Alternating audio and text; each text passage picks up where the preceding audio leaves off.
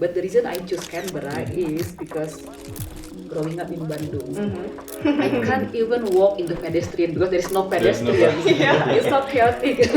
They already deeping dive about Indonesia and Australia relations since your first grade. Actually just to impress her. And you get her. Okay, let's start.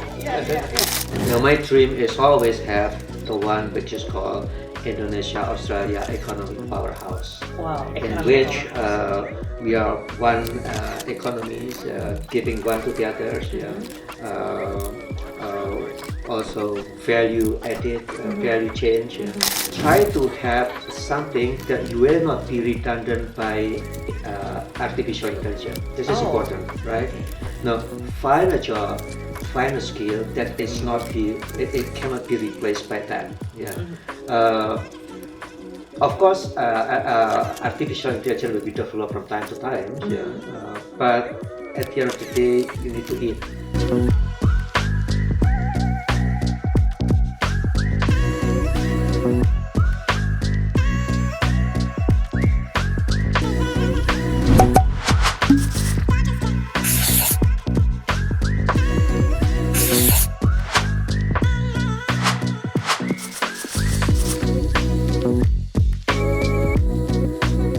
Hello friends, welcome back to the third episode of Anuisa Alumni Live, a special program brought to you by the ANU Indonesian Student Association that brings you inspirational stories from Indonesian alumni who have pursued their studies here at the ANU.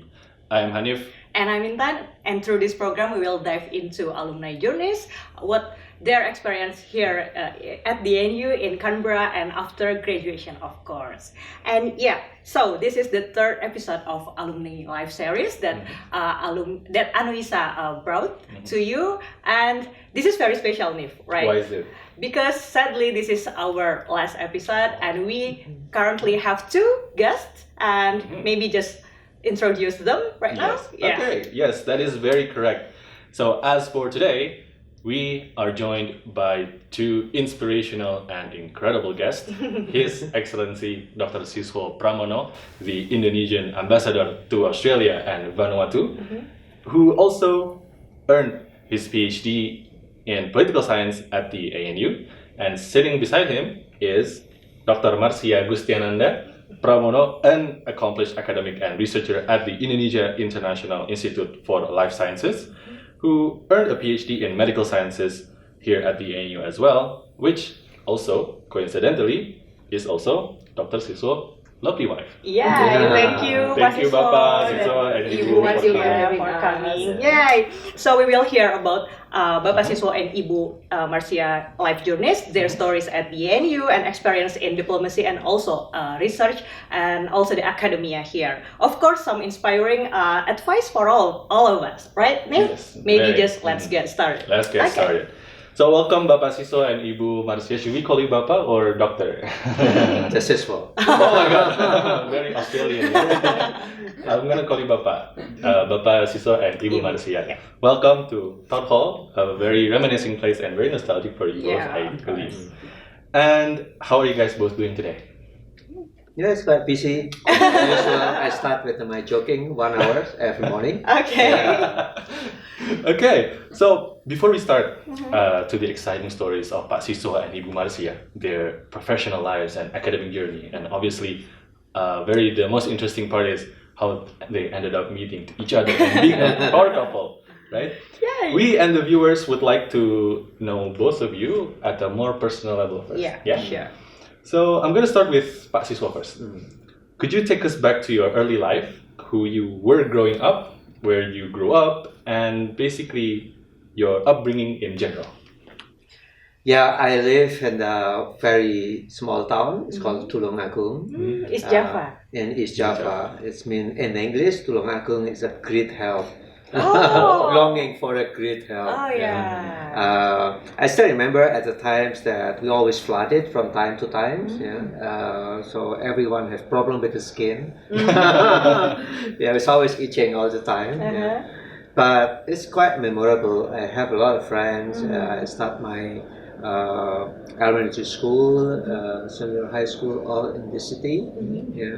and life is not as easy as today, but a lot of happiness in the family. Yeah. Okay. So when did you know that you want to be an ambassador, Pak? Like, did you imagine since you're young you will be an ambassador? Maybe is it like a No, childhood dream? and in my village, we Uh-huh. can't make a difference between matador and ambassador. Okay. Yeah, Okay. it's something I really new. Oh. So when I moved to Erlangga University to Mhm. take my bachelor degree, and then there is a headhunting. Headhunting. Yeah, we call it headhunter. So they came to the university to recruit people. Yeah, so at that time we are called by the dean. Everyone with the index of the achievement index 3.5 and above. And the headhunters come from foreign ministry, from Bank Indonesia, and also from Unilever. Oh, okay. So Private like these company. guys, 3 guys in front of us, and we are all the students. We are, as I still remember, I was in the semester 6 or 5, yeah, because you finish when you are semester 8, yeah, 8th semester, yeah.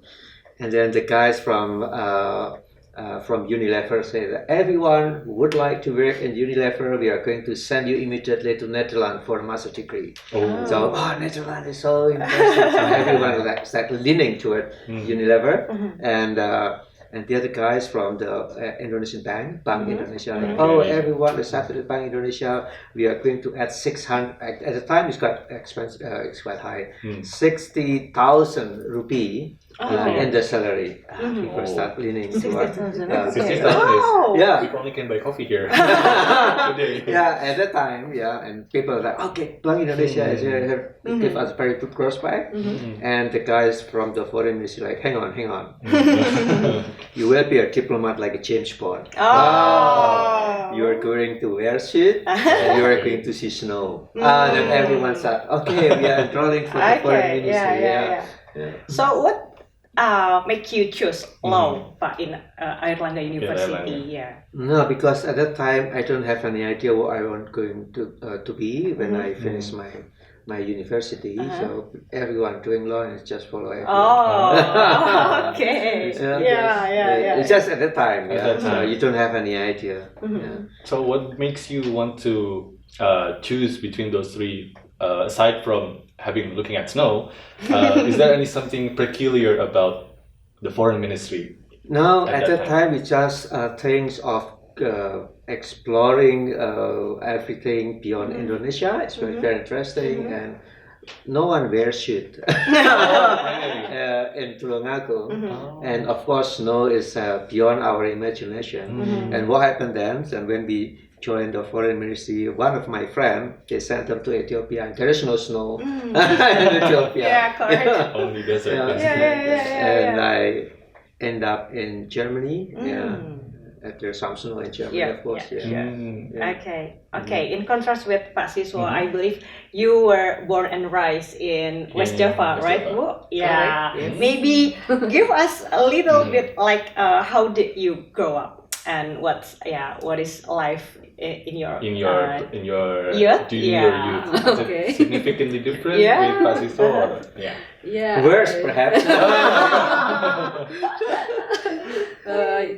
Yeah, I was born in Bandung, Bandung? and I grew up in the small corner of Bandung. Mm-hmm. Actually, it's in the border between Bandung and Cimahi. Okay. So they call it Bandung Coret. Bandung Coret, yeah, Bandung Coret. So I am the second from 4 siblings. For siblings. Yeah, I have a big sister, Mhm. which is like 13 months older than me, Oh. and 2 little brothers. Mm. So yeah, we grew up together, and we have some up and down in sibling relationship. My sister, she's very bright, Okay. and she's always the best in class, even like the best in school, from primary school to high school, and senior high school, junior high school, and senior high school. So that gives me motivations also to be like her, Okay. basically. So but sometimes I enjoy life more than her. Maybe because she was the oldest and she's more responsible. I feel because I spend most of the time actually riding a bike, just like going around the neighborhood riding a bike or play with my friends in the neighborhood. And I remember that nearby our house back then there is like a small garden that belong to the community, and we always spend times there and pretend that we are in the jungle. Not like Tulung Agung. Cijerah is very there is no forest there, and even like the river is also polluted with from the textile industry. But at that time I imagine that piece of garden is like a forest, and we always go there with my other friends. We imagine that we like have adventure or something like that. So we running around and just spend the entire afternoon not studying at all, but like spend times outside. But then gradually I realized that I have to be more responsible, of course, with my future. So I reduced the amount of time I spend with my friend and playing and study better. That's like Pasiso said, a lot worse than I'm just joking. So very very upbringing, very nice family you had at home in Bandung. Well, there's no flooding, right? Yeah, but I think you're very adventurous. Very adventurous. Yeah, you want outdoorsy activities, maybe, right? I want to have more actually adventure and outdoor activities, but at that time it is not possible. It's not like here living in Canberra. Yeah. If you want to go outdoor, just like maybe 3 minutes from your front door, you will be somewhere like but in Bandung it's if very you want limited to go, you have to not drive, but like take public transportation for maybe 2 hours outside Bandung, and then you will see some greeneries. So that is something that I really missed during my childhood. That now I can really make up for that by living in Canberra. Yeah, nice to hear. What's the favorite place that you really miss in Bandung? Is it ITB?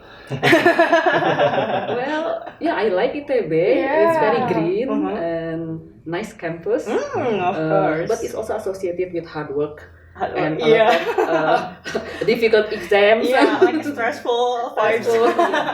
But also fun. Also fun. Yeah. How was undergraduate that you? I told you that I went not to normal senior high school, but I went to, it's called Sekolah Analis Chemistry, so chemistry high school. So going on to chemistry department in ITB is like a breeze for me, because all the things that they taught us in semester 1, 2, 3 until 4, I already learned about it during my high school. So it's like very relaxed and very good to know. But that's before I met thermodynamic.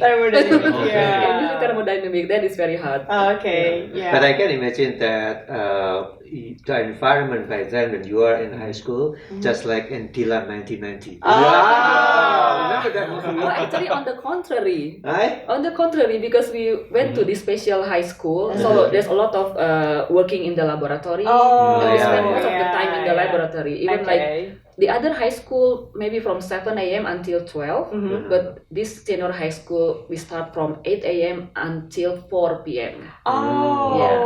It's very technical. Very technical. Because we are trained to immediately able to work in the laboratory. So I think you found your passion there.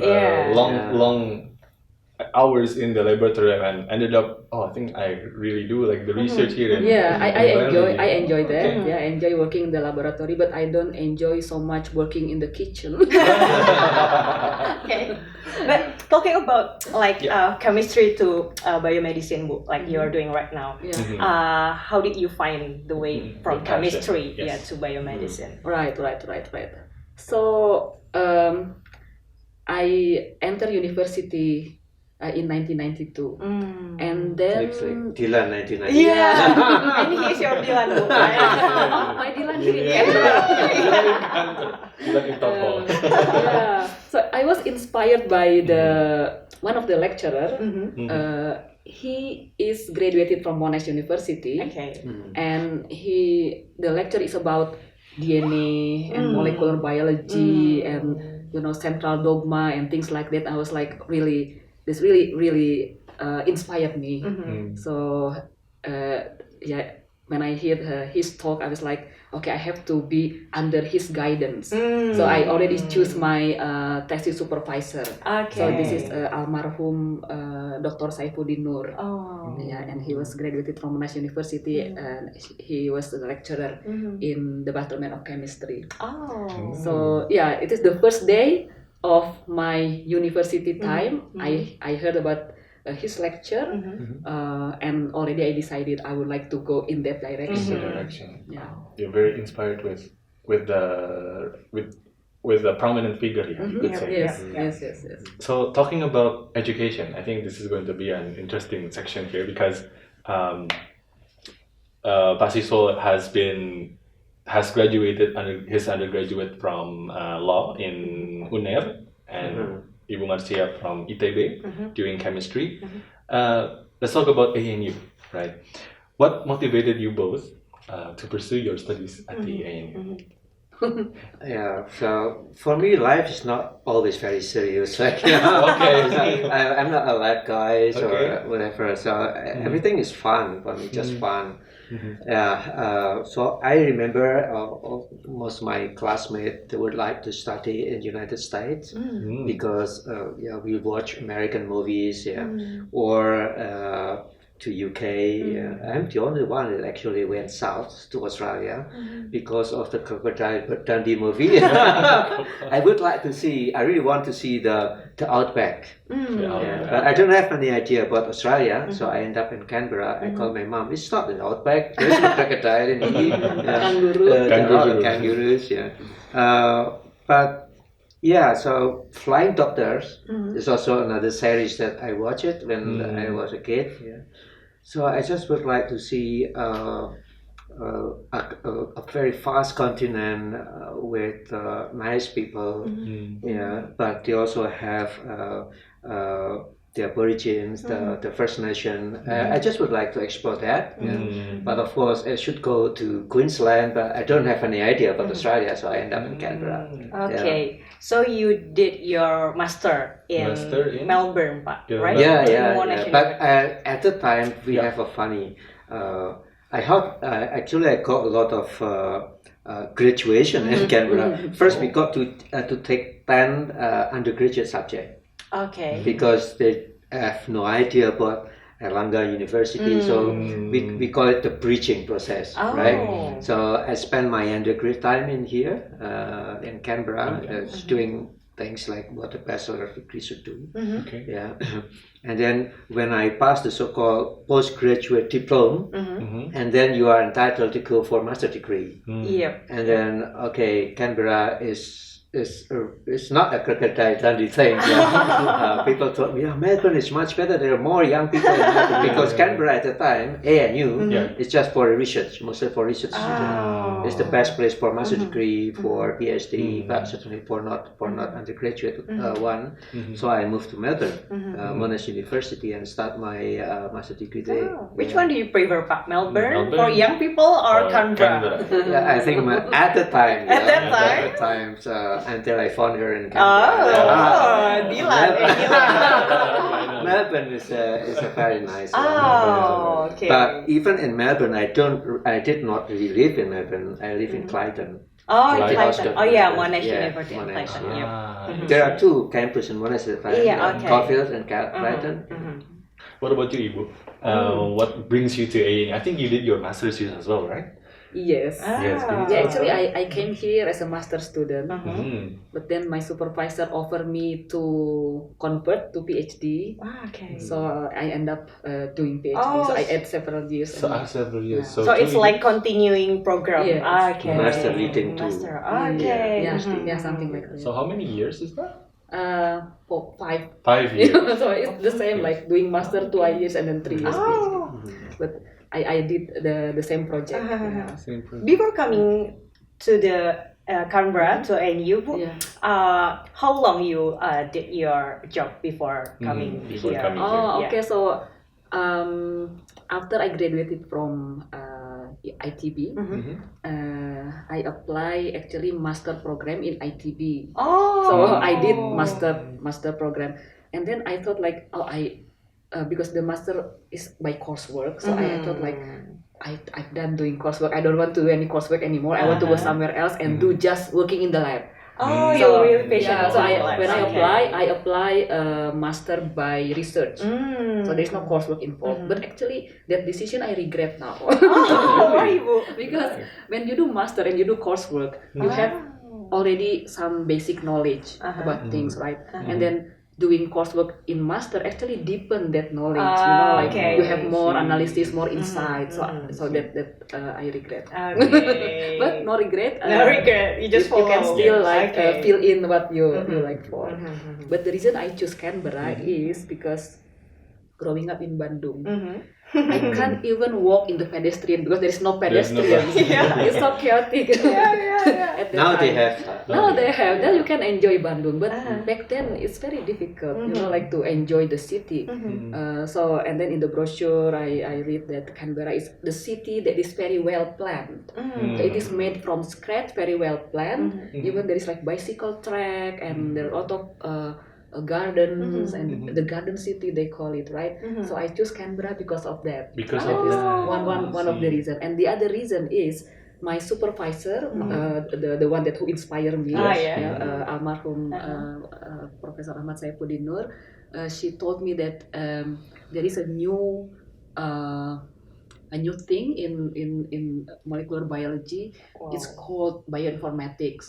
So that you can predict protein structure from just the sequence, and then you can like utilize computer to do a lot of things that the human brain cannot do.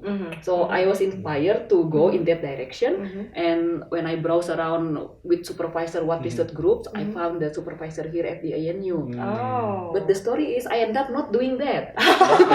Okay. Because in the group there are two parts. One is the experimental part, and the other one is the computational part. So I end up doing the experiment rather than doing computational.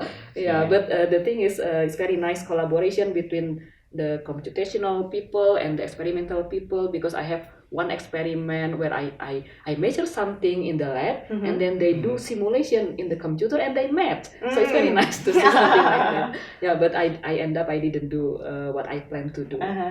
Still okay. Let's not talk about, let's switch from regretting. Now let's go to something inspiring. Maybe, not inspiring, I would say, some bad experience you had from ANU. What was the most memorable experience during your studies here at the ANU? Oh, the scary one is No. 2003. Actually, we have the bushfire that was really very bad. Oh, bushfire. Okay. Yeah, so Marcia and I, we went to the city, right? And suddenly it was like 4 o'clock in the afternoon, and it's so dark, like it's almost dawn, like sunset, but it's still 4 o'clock. And then we saw that something coming from the sky, like ashes, and then suddenly we are in the middle of the fire. How many houses burned down? Like 3 houses. Yeah, 300, like 300. 350 houses Yeah. in one night. In one night, yeah. So it's this is, and at that time it's very funny. We have the computer labs, Macintosh, and the other one is for Word. Yeah. Yeah, and it's not compatible, and we are busy saving our work at the time because what happened is the campus fall into fire because we know that Stromlo is already burned down. Our campus in Stromlo, and then we start copying everything, our thesis, our work. Wow. And the worst thing, we jumped to the lake. Okay. In the middle of the lake. You did? Yeah. So it's just the But plan. that never happened. Okay. The fact is really scary. You can see the fire like flying, because it's quite windy. So you can't really stop it because it was dry, windy, and you see the fires. What is it? Fires like flying when it comes to the house and it burns it down. Yeah. So it's really very scary. Very scary experience. Yeah. So it is the scary part. The scary part. Do you have experience. any happy part? memory? Yeah, memory. Yeah. I Yeah. think start from the airport.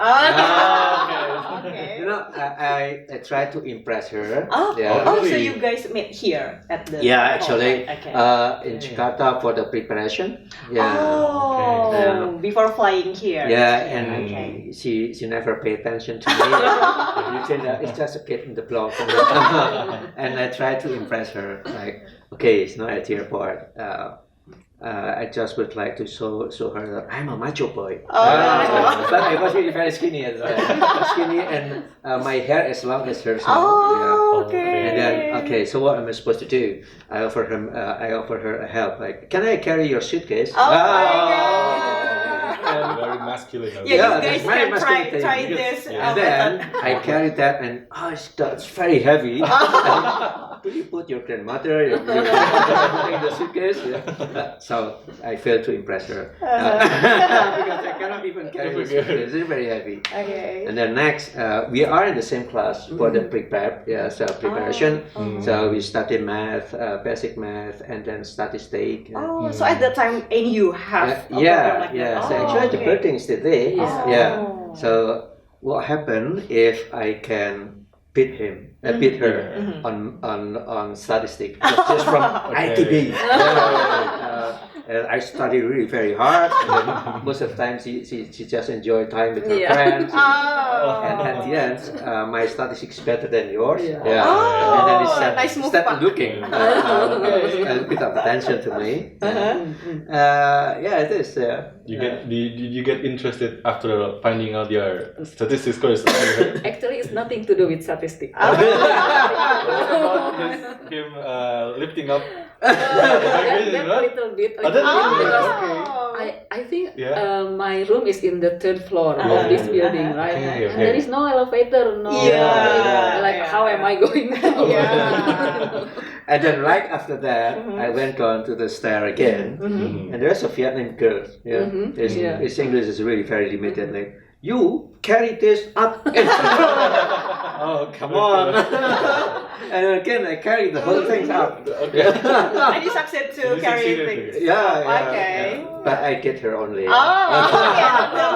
The other one, yeah. So I was not really very successful to impress her anyway. Yeah, because impressing an ITP student that I'm doing better on statistics is nothing. Yeah. Okay. Then I got to do something really great. Yeah.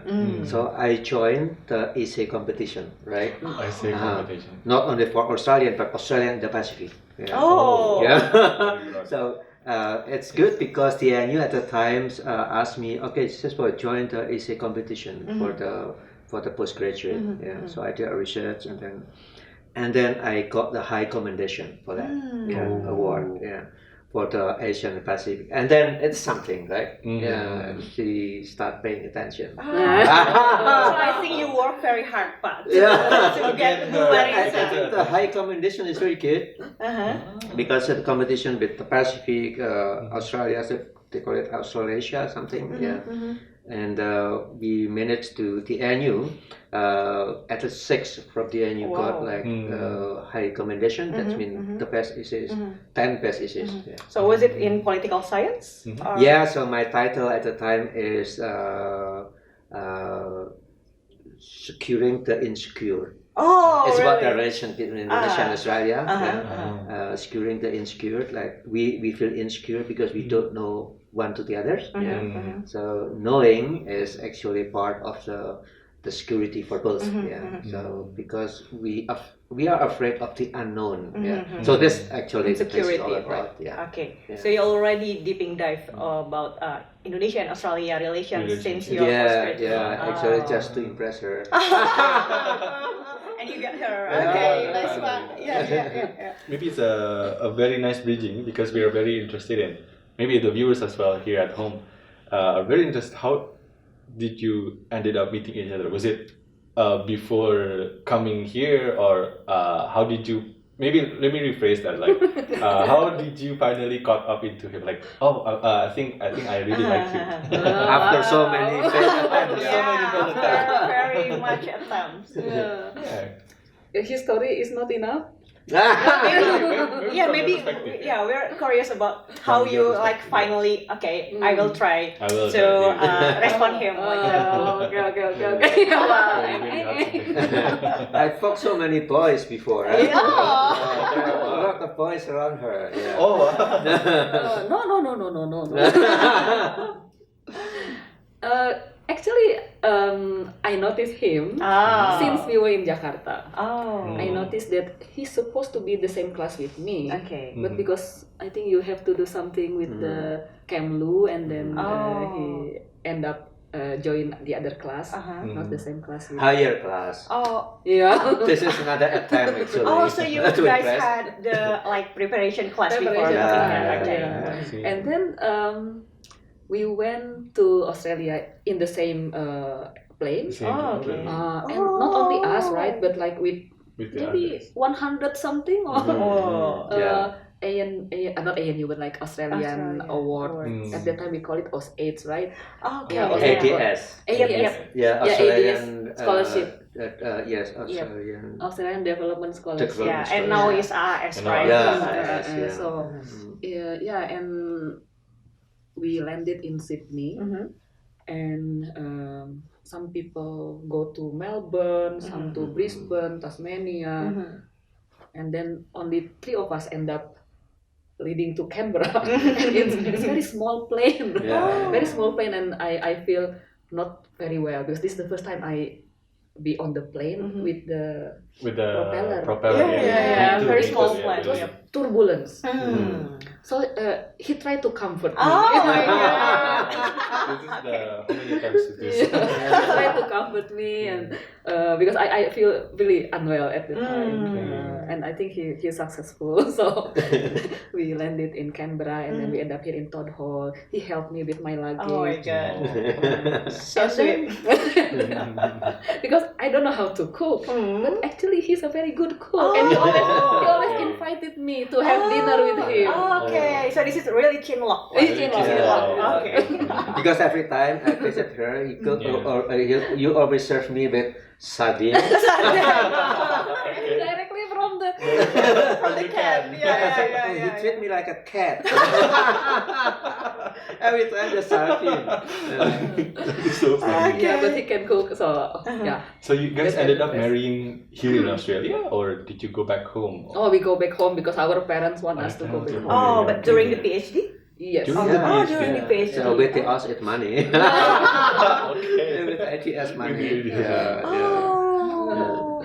Okay, Bapak dan Ibu. So we are curious about like as a couple, as a power Yes. couple, how did you guys support each other's growth? We believe that Yes. maybe you already together since postgraduate. Mhm. Yeah, like postgraduate and doctor. Yeah, after that the PhD. We believe that it was very hard journey, and currently you are the ambassador and Ibu also the lecturer. Lecturer. Yeah, how did you guys manage and support each other? Support each other. Yes, what I can do for her is just make her fun things. You're so very busy and stressful. So I make a joke. Try to make her happy. Yeah, so like give more attention. Ah, so you are the funny one. Yeah, Yeah. Everyone is So comforting her. I'm comforting. stand-up comedian. How about you, Bu? Yeah. So he is very supportive. Oh. Oh. Yeah, in many ways, very supportive. Mhm. So, like for instance, when we were in the Netherlands, he's very supportive because we went to the Netherlands, meaning that I quit my job, right? Yes. But he's very supportive that he suggests that I join Leiden Institute of Chemistry. It's not like formally employed or something like that, but that I can join the research group there, so I can spend times doing research with them while posting with him. So that's the opportunity that he allowed me to do that, which I'm very grateful because that will so I will not like totally stop what I'm doing. So and because when I married him, and then I realized that he's a diplomat, and sooner or later the Indonesian government will send him somewhere. So I have to prepare. I have to prepare something that my career is in the suitcase. So I have to be adaptable. I have to be adaptable. I have to be able to work anywhere and to be flexible also, because the thing that I did in the Netherlands, for instance, is different from what I learned here at the ANU. Of course. And then going back from the Netherlands, I came back to Indonesia.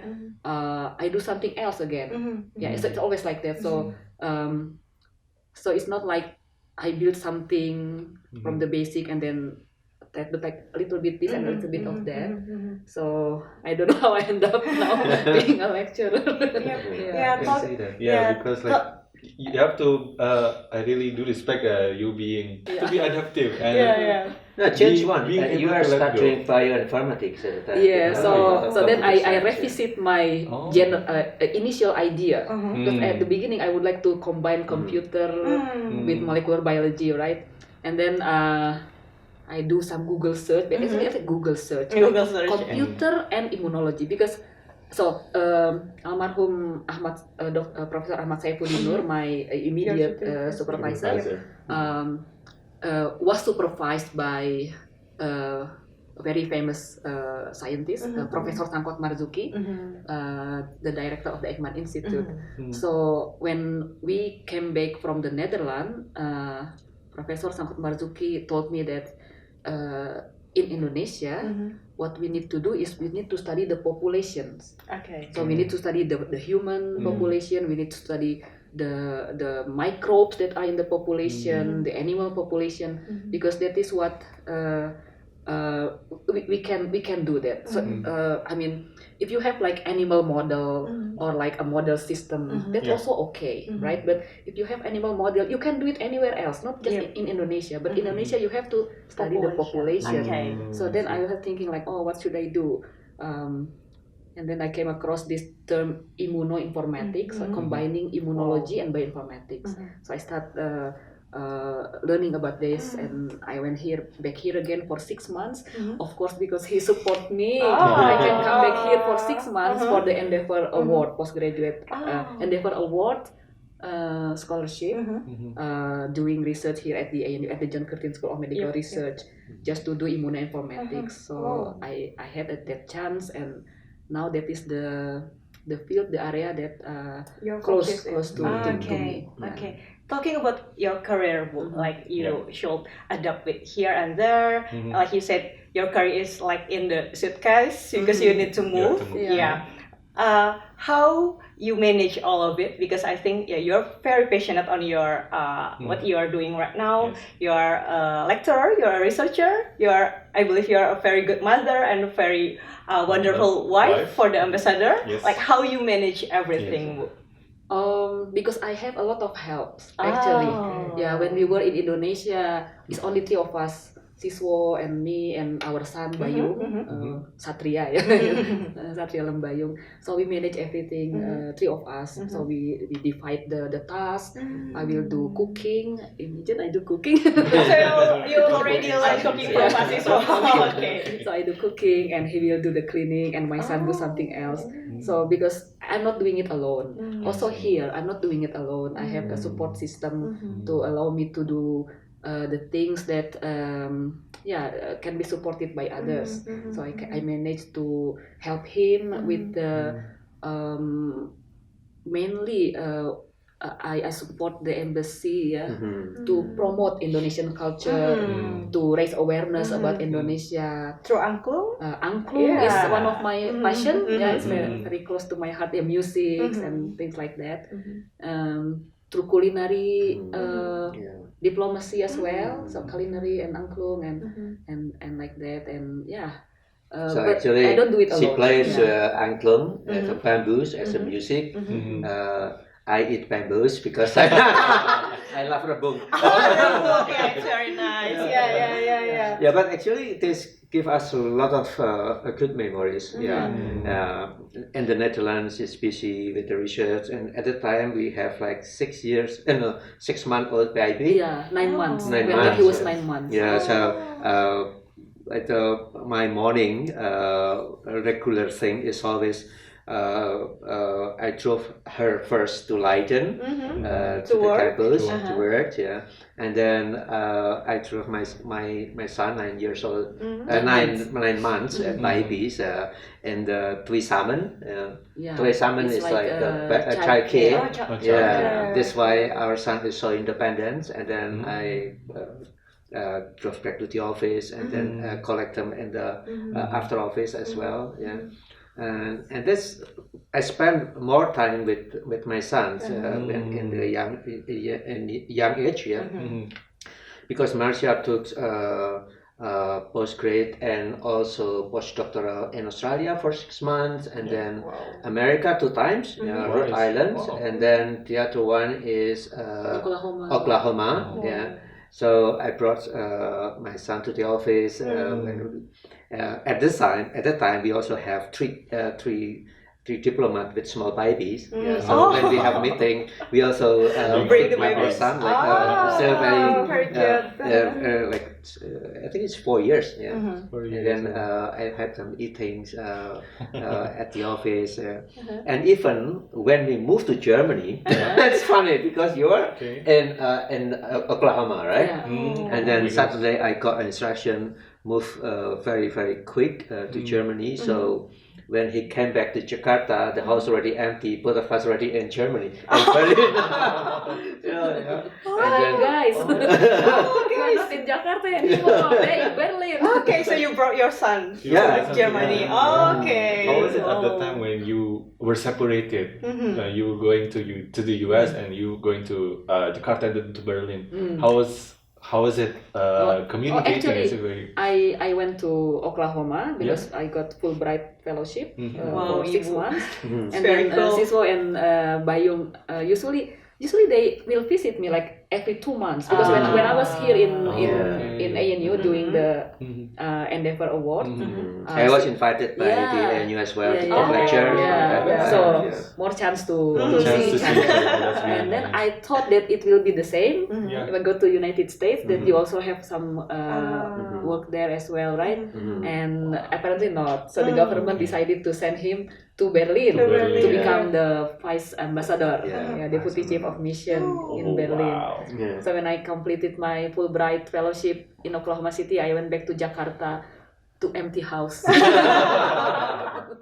For how long, Pak, you were in I think Berlin? it's about 3 months. Oh, Yeah. 3 I don't know. Before we. In total, three years. Yeah, 3 years. Oh, 3 3 and a years, half years, okay. something. Yeah. Uh-huh. But you joined us after 3 months. After right? 3 months. Oh, Yeah. okay. Yeah. Yes. Mhm. So 3 months without Ibu. Yeah. Wow. It was very tough, I think. We're kind of curious. I think you guys now ended up together as a whole family right now in Australia. What was it like for you both after hearing that Dr. Siswo is appointed as the Indonesian ambassador to Australia, especially in Canberra? It's What- like what was it coming like? back, coming back home. Yeah. What was it like for you Uh-huh. both and your family? Oh, me. Of course, I'm very happy because of that, and actually, it's very I don't know, in my heart, like deep down, I kind of hope that it will become like that, that we come back to Canberra because this so memorable, so many good memories because we start our family here. We start our family, even though our son was born in the Netherlands, but we start our family here in Canberra, and this is the first city after Bandung where I spend my life. So it's very special for Very you as special, well. very How about you, Pak? Yeah, at the time, so Minister Retno told me something like, you speak German, why don't you go back to Europe again? And I mean, oh gosh, Europe is old and boring to me. Oh. Frankly speaking, the first assignment in Germany, excited can be Netherlands as well because our son was born in the Netherlands. But all the building is old. All the people is old. I mean, we. I just imagining like, and at that time it was during the pandemic. Yeah, it's so scary in Europe. Oh. And Australia is very safe. Yeah, and I heard rumors you will be sent back to Austria. Austria. Austria and Australia is it's only 1 hour difference. Yeah, one word. One And I word, really yeah. asked like, is it possible for me to really went back to Australia? I mean, to go back to Australia because I start from there, and so it seems to me now for both of us this is also the time to pay back, because we are product of Australian education. We are supported by Australian money, actually the money from the Australian people. Which is ITS, Australian Development Scholarship. Yeah. So it is the time now for us to really devote it for the best, to have the best relation between Indonesia and Australia, because I owe so much for the Australian people as much as I owe much to the Indonesian people. Yeah. So we try to do our best to make the relation is in the top level. It's very heartwarming, Pak. Do you mention about giving back to the Australia because you are the product of the Australia education, right? And yeah, and we learned so much about your past experience, like serving in the Netherlands, Germany, and currently in Australia, right? Like during your time in Australia, what do you see the most significant milestones in Indonesia and Australia relations, Pak? Yeah, all kind of international relation at the end will be on the people to people. So this is always my dream, to have more young people to be more aware on all the potential that we can develop with Australia, and I wish also to have to try to support young Australians to understand all the potential that they can develop with Indonesia. So and it seems to me that after 4 years in Australia, we see that everything is picking up a little bit in statistics. For instance, there is more awareness about Australian market among our young traders in Indonesia, and the vice versa. So if we are talking about 4 years ago, we have deficit with Australia on trade and services about 3 billion. Now the deficit can be minimized into 0.3 billion or 300 million only. So it's like quite significant. That means our relation becoming more healthy. The number of the young Indonesian to study in Australia has been jumping a lot. The highest we get before the pandemic is 19,000 Indonesian students. After the pandemic is bouncing back, now it's almost 30,000. Wow, it's a huge so number. this is good. We are neighbors, but actually we are also partners, and we have so much diversity, which is good. Every country can be considered rich if they have biodiversity. So relation will be considered healthy if we have also cultural diversity, that we can give one to the others, learning one to the others, and make it everything better. So I think we are moving toward the right direction. We have more young people understanding each other. And investment also doubling. Australian investment, realization of Australian investment in Indonesia in the last 4 years has been increasing by 120%. Wow. So thanks to the deal team in Jakarta, but we also have the bottlenecking team in Canberra, so we are working together. And our investment in Australia also increasing a lot. Now 1.4 billion, actually higher than Australian investment in Indonesia. So this is a good sign that everything works well. So we have like 200,000 alumni, Australian alumni in Indonesia. Okay. So this is the bridge that's getting stronger and stronger. Talking about youth people, talking about culture and like investment trading, like what's your plan, Pak, for the next few period or years maybe? No, my dream is always have the one which is called Indonesia-Australia Economic Powerhouse. Wow. In which we are one economies, giving one to the others. also value added, value change. So for instance, it's very simple. We imported from Australia. We take from Australia 500,000 live cattle every year. Wow. And they come also with the skin. But if you look at the trade map, Australia mostly imported from abroad the leather products and leathers from Europe. Why don't we make it like circular? The meat, the live cattle comes to Indonesia with the skin, and in Indonesia we have Cipaduyut, all the artists that make shoes, if it's very very good, and then with injection with Australian technology, make it is the best product from Australian leathers back to Australian market again, right? So this is something that we try to do, from time to time. So have a more circular economy. I think will be good for both sides. So very promising for the future of Indonesian and Australia relationship. Yeah, Pak Siswo. I'm gonna ask a little bit more a serious question, if it's okay. So coming from someone who have deep experiences in diplomacy, political science, you've did your PhD here in political science of genocide, if you remember, and someone who's successfully translated all of this knowledge into real world policy and making it successful. And we're very curious, the viewers as well, given the recent conditions in Indonesia, the civil unrest, how is this affecting your work as a diplomat? Yeah, so we know what was demanded by the students or the movement. One of them is on the employment, right?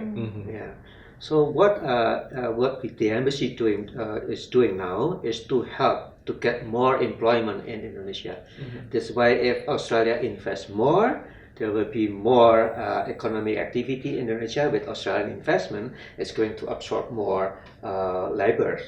So the one that has been laid off can work again. Together. The story that I told you about the circular economy, the cattle comes to Indonesia, the leather bags to Australia. This is something for the small and medium enterprises that people can work again. So. That is the statistic matters. If our total trade increase, this should be something. That means more people are going to be employed in the factories in Indonesia because our export to Australia increased by 45% in the last 4 years. There will be more goods coming to Australia, more production in Indonesia. This is the way the Indonesian Embassy and Indonesian Consul General and Consul General has been doing to help to create job in Indonesia. Something that all the students demanded. So we doing by the real action. Amazing. So let's work together. Tourism, for instance. Tourism is very important because we have always surplus with Australia on services. Now, this year we managed to have a jump, really a jump. The main destination of Australian tourists used to be New Zealand. But since now it's Indonesia, Bali and beyond, right? We send Australian 1.7 million Australian to Indonesia to enjoy tourism. So our message is that the expression of democracy is good, but do not make too much damage. Like if you start burning things, tourists are afraid to come. So my idea is that to have 2 million tourists coming to Indonesia. It's Bali and beyond Bali, because Australia invested a lot also in tourism, resort, restaurant, and we directed Australian investment toward the eastern part of Indonesia, because 72% of Australian investment is in the western and the middle and eastern part of Indonesia. Now, the investment and the tourists, this can only be maintained or improved if we have a stability. So we can see something like in Thailand, they have demonstration, but tourists keep coming. Because we managed to to express ourselves in the best way that can be understood by the message across, without creating like instability or violence. Democracy should go that way. But we are very supportive on all the expression. As a young people, you must express this. You must to be concerned about the nation. But let's do it in democratic way as well. So otherwise, our project to have 2 million from Australia, and tourists is the one that touch the grassroots economy because they stays in the homestay. If the tourists visit, let's say Tengger, or the other place that we love to go. The other one, Kawah Ijen, in Banyuwangi. They stay in homestay. So the people in the village provide the house, one chambers, what's called it, 1 room, 2 room for the tourists. So tourism is the real economy that touch the grassroots. That's why our project here is to bring as much as tourists to Indonesia, because they touch the real economy of the grassroots people, the shoes, the restaurant, warung, so all got benefit from tourism. Okay, Pak. Thank you so much for your trying to understand what the students want to express, to push the democracy and should be like solidarity and rush in instead. And one thing, if we look at the statistic, the tariff from America, the geopolitical tension in Asia, competition, the trade war between first America and China, and then America and Europe, everything. So the whole world is actually a dimmer, blackout, gelap, right now. Right now, the whole world. Indonesia will be affected. Now it's the job of the young people to lit the candle. Don't curse the darkness, but lit the candle. The more young people lit the candle, the more bright we can see the future, and we can see all the potential to be developed. So don't curse darkness. Lit the candle together. Wow. Lit the candle together. It's a very powerful message from the ambassador himself. Talking about relation, Pak, between Indonesia and Australia, like you mentioned before, like tourism, maybe tourists just like right now is scared to coming to Indonesia. We want to make it like we want to bring back the tourism, the interest in Indonesia, and maybe to make the demands more successful and trust. Maybe like how are these events influencing political, specifically like political and diplomatic relation between Indonesia and Australia? Is there any effects on it, or just like we are right now doing like business as usual? No, I think 2 years ago, Albanese come to Jakarta and declare the so-called the new Australia economic strategy for Southeast Asia. For Southeast Asia, but he declared it in Jakarta. Because Jakarta or Indonesia is the largest economy in the region. It's very strategic. So you can imagine after the when Suharto stepped down, our GDP, purchasing power parity at the time, is 800 million. 800 billion dollar. US dollar, 800 billion US dollar when Suharto stepped down. And then we have a 4 years period of reform, led by Ibu Mega, Pak Habibie, of course, and then Ibu Mega, and then also Pak Pak Gus Dur. This is very determining moments for Indonesia. It's very difficult, but we managed to have reform, political reform, economic reform, and then military reform. So and then this is very important to have this reform. And then you have 2 periods of stability, 2 terms of SPY and 2 terms of Pak Jokowi. And what happened today? Our GDP, PPP, purchasing power parity, is 4 trillion already. From 8 billion to 4 trillion. But we need stability. We need new ideas from young people. one of the backbone of our economy is all the unicorn, digital economy. And mostly the CEO of digital economy is 20 years old, 30 years old. People like Marshall Pribadi, this guy with Private. How old is this guy? This is very young. So young people has their own game now. And the game is digital economy, energy transition. So we thought these young people, we cannot go ahead. So this is why the message from young people is very important. So let's talk something less serious, okay? Okay, We're gonna but following the Yes. Bapak Siswo said, like, Yes, what is following, yeah. the skills Pak for young people? You mentioned young people should light the candle and make a difference, maybe Yes. like that. What the skills that maybe young people should have to make a difference? This is very important. Try to have something that you will not be redundant by artificial intelligence. This is important, right? Okay. Now, find a job, find a skill that is not it cannot be replaced by that. Of course, artificial intelligence will be developed from time to time. But at the end of the day, you need to eat. Okay. So I think do not forget something basic that is important to us, like food security. Is something that you can do. And of course, in modern time, you are going to have more. It's not always bad to have genetically modified, like in palm oil. Palm oil is important for both food security and energy transition, but equally important is how to make it sustainable. Sustainable palm oil, good for the environment, the ESG. Can you imagine, like, once upon a time when I was a kid, 1 hectare of palm oil I can only produce 1 ton. Right? Okay. At the time. Now, with the technology and mostly all the researchers doing things on the science, 1 hectare can produce 8 tons. Wow. Now the point is that how to make this more sustainable for the environment.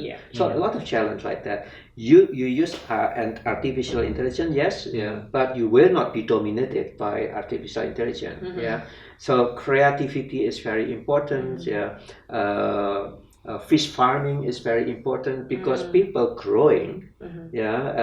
Indonesia is still have a lot of demographic bonus and they need a nutritious meal. And we need to provide them with more protein. We need to provide them with more calories, of course. And this is quite a challenge for everyone. You will not be redundant by robotics. They don't eat. We eat, right? So there are many things that try to find that you will not be replaced. You will not be redundant by the artificial intelligence. But that means culture. Culture is something that inherent with human being. And if you look at the power index from the Louis Institute, I just checked it this morning. We are very much advanced in our surplus. In power index, you have surplus of power index. It's on culture. If you look at this in the power index, our surplus is about +8. The highest. This is our culture. This is why tourists come to enjoy the culture. They come to enjoy the environment, and culture and environment is the same coin. Maybe I think like when we understand the culture and we want to learn about culture, it also increase our like creativity mindset and also the empathy that we can bring to the environment, like you said, how to make it more sustainable, like care about the environment. No, actually, our culture is so rich and unique. Can you imagine that when the founders of our community of Indonesia, our father and mothers, for instance, when they decide on international language, why Malay at the time, or Bahasa Indonesia, while 60% of the population in Java, not Javanese. Malay at the time is only 20% spoken in Indonesia. But yet we choose this. There is a strong message because this is egalitarian. and this is also minority. Yeah, if you adopt something for minority, you give the assurance, right? The majority will be behaving much better because they adopt it from the minority. This is one. Yeah, and can you imagine that every day we see the symbol of the nation is an eagle with the one very famous sentence Bhinneka Tunggal Ika, and this is from Sotasoma. This is the Buddhist literature in the past. Yeah, and at that time there was a conflict between the Hindus and the Buddhists, Sriwijaya and Majapahit, the remnant of Sriwijaya and Majapahit. Yeah, and they solve it intellectually, yeah, with the conversation between the Buddhist monk and the Hindus elite, yeah, and they come up with one phrase, yeah, Mantan Jinakwa Siva Vatvatunggal Bhinneka Tunggal Ika, because Siva and Buddha they tell you the same truth. And the truth is not be divided; they are one. Yeah, they are the same truth, the Bhinneka Tunggal Ika. And now we are among the largest Muslim community in the world. Still, we use something from the past. So we don't care about the religion. We care about the wisdom. And this is culture, right? So I think this is something that we need to rejuvenate again. Yeah, our love to our cultures. Yeah, and this why and the power index. If you now open the internet, see the Asia Power Index by Lowy Institute, Indonesia jumped X point on the culture. This is our strength. Yeah. So and this is it's not going to be replaced with artificial intelligence. Yeah. Because it's about your feelings, it's about your care toward others, care about the minority, on the solidarity. So I still believe that we still have a hope for the future. If we back to our culture again. Very interesting. Yeah. Very interesting and very knowledgeable from Bapak. We didn't expect that he would be explaining Bhinneka Tunggal in a very deep manner. That was very very eye opening for me and Kaintan as well. Sure. Let's go to the last section, shall we? Yeah, maybe we want to ask Ibu Marcia. Ibu Marcia, maybe. Let's do a little bit of a reflection and some advice for the viewers as well, for us as well. Looking back on your journeys, what would you say be one of the most defining lessons, or I would like to reward it as what is the one piece of life advice that changed your life up until this day?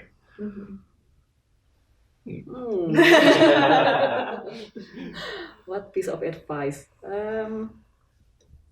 Well, I guess as a human being, we have to be able to enjoy our life to the max. But yeah, so every day when you wake up, you have to looking forward to beautiful day. Don't go to sleep having regret or something like that. Oh but my God. Okay.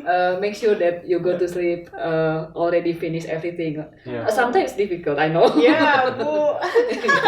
It's very difficult. Very Yeah, difficult very for us. difficult. What I want to say is, plan your study well, plan your life very well. But sometimes it cannot. Sometimes life doesn't go as what you plan. But yeah, this is how you go about it. Yeah. Make the most of what you have. Make the most of what you have. That's very right now, important. try to contribute more, because if you contribute more, it means that you enrich other people's life, and that means also that you enrich your own lives. I think that's Yeah. Oh, thank you so much, Ibu, you so much, for Ibu. the very beautiful words, and maybe we can share to the viewers more, deeper about that, and maybe for Pak Siswa Pak. Maybe this is specifically to the students and the alumni, maybe just the fresh graduate from the ANU.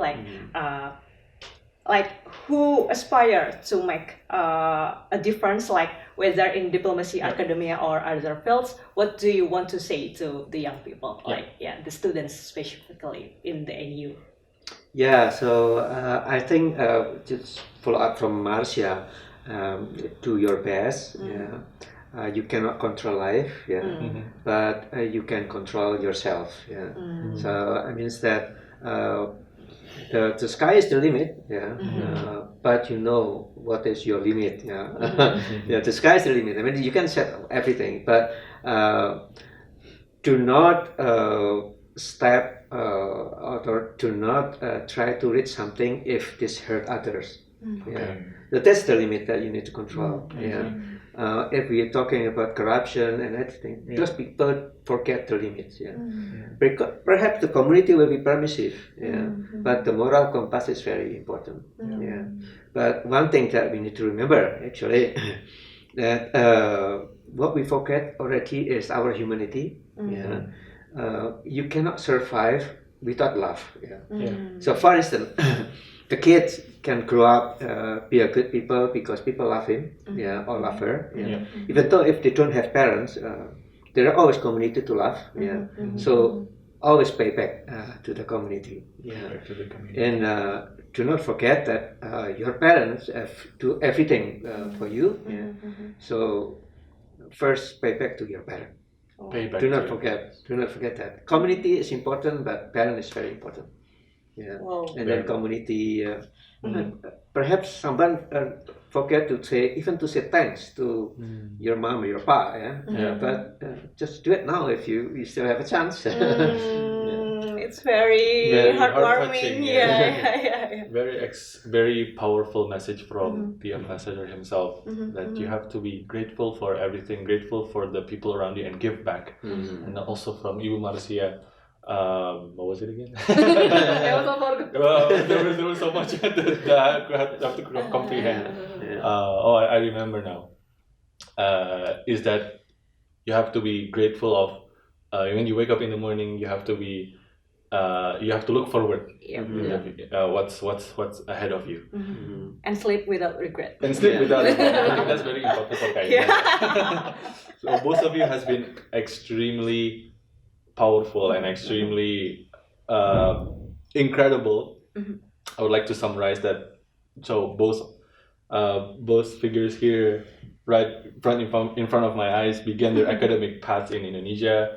Pak Siswo started his journey doing law in UNER, and Ibu Marcia did her bachelor's in ITB doing chemistry, pursued the higher studies in Australia at the ANU, and then married each other during their PhD journeys, and returned to Indonesia and built lots of careers, and now representing the bridge between Indonesia and the world through policy and science. Yep.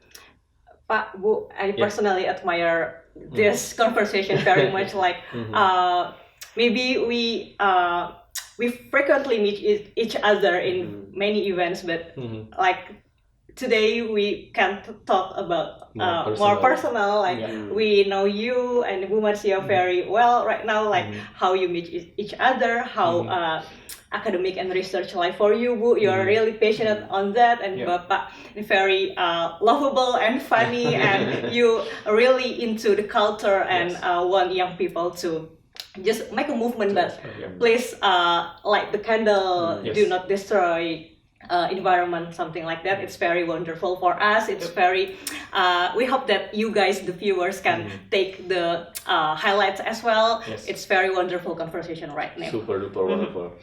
But unfortunately, we're running out of time this time, and we have to wrap up our conversation. Even though there's so much more that we could learn from Pak Siswo and Ibu Marcia. But it's true. Personally, I've gained lots of insights from both of you guys. And if you guys would like to catch more of stories like this, please feel free to watch our past episodes on this YouTube channel, PPI Anu. Yeah. Of course, maybe this time to say goodbye, because this is the last episode of Alumni Life, right? Oh, yeah. Yeah. Thank you so much, Hanif. as the head of division of the personal and professional development of the Anwisa, and I'm Intan here as a president. Say thank you so much for the viewers. Please come back and visit PPI New YouTube to see how much we have been through until this last episode. Yeah, thank you so much once again, Bye-bye. Pak Siswo and Ibu. Thank you. Bye-bye. Bye-bye.